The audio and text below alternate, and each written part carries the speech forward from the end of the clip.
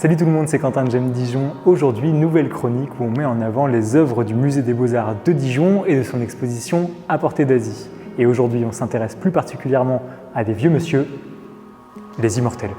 Mais alors, un immortel, c'est quoi ?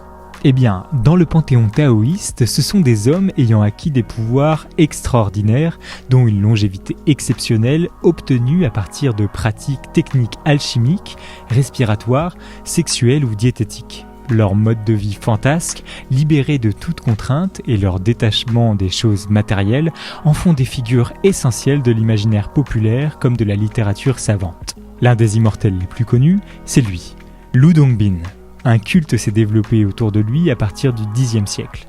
Cet immortel, loué pour son érudition, devient à côté du dieu Wensheng un emblème de la classe des lettrés. À l'origine de ces œuvres, de la présence de ces œuvres dans l'exposition d'À portée d'Asie, il y a une femme exceptionnelle, c'est Florine Langweil, qui est une grande marchande d'art asiatique sur la place parisienne à la fin du XIXe siècle, qui a un œil incroyable pour constituer des collections d'art du Japon et de Chine. Elle est la première à s'intéresser à l'art chinois ancien et à développer tout un réseau d'intermédiaires en Chine pour importer ces peintures qui sans elle ne seraient pas ici aujourd'hui, et notamment dans les musées de Colmar, puisqu'elle est une grande mécène aussi pour son Alsace natale. Après avoir découvert ces magnifiques peintures, on continue notre escapade au sein du Musée des Beaux-Arts, direction une œuvre beaucoup plus royale, les aiguières de Marie-Antoinette. En 1781, Marie-Antoinette reçoit une cinquantaine de boîtes de laque du Japon en héritage de sa mère, l'impératrice Marie-Thérèse. À partir de ce moment-là, la reine de France commence à constituer elle-même une collection d'objets en laque. Les marchands merciers lui fournissent alors des pièces provenant de collections prestigieuses.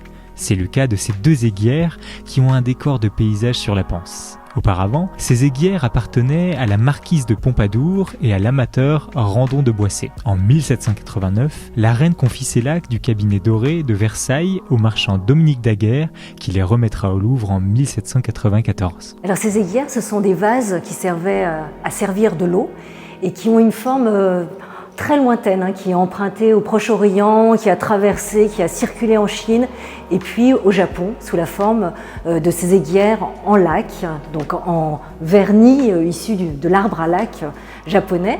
Et elles ont un décor de fond noir avec une peinture à la feuille d'or et un saupoudrage aussi d'or. C'est des œuvres extrêmement précieuses, mais qui ont été encore rendues plus précieuses par une monture qu'on a ajoutée de petites chaînettes, d'un bec en forme de rapace qui vient souligner ce long bec. C'est des œuvres comme ça qu'on acclimate finalement au goût européen au moment où elles entrent dans la collection de Marie-Antoinette. Il s'agit encore une fois d'apprivoiser la part d'étrangeté de ces aiguières japonaises. Alors si vous voulez observer d'un peu plus près cette œuvre, rendez-vous au Musée des Beaux-Arts de Dijon pour l'exposition À portée d'Asie. Et nous, on se retrouve tous les mardis pour une chronique Must Art. Salut!